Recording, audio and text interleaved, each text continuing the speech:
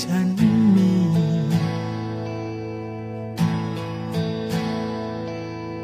ของมีค่าใดไม่อาจ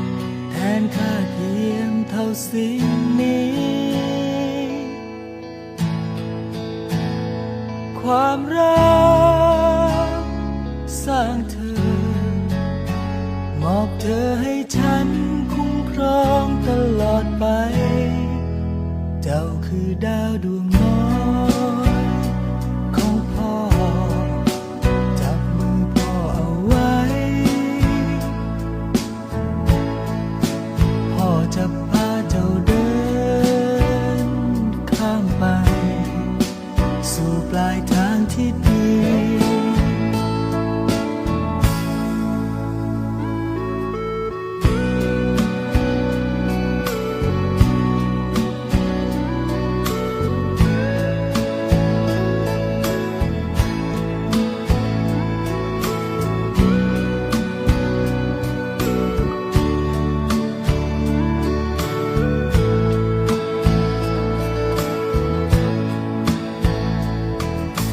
แม้ยามร้องไห้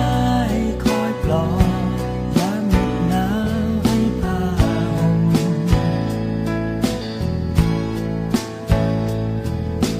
เห็นเธอนั้นมีความสุขลำบากตายก็ทนไว้เป็นสายสัมพันธ์ที่ไม่มีวันสิ้นลงแม้วันตายเจ้าคือดาวดวงน้อ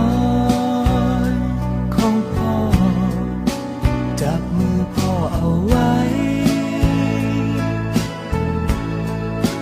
พ่อจะพาเจ้าเดิ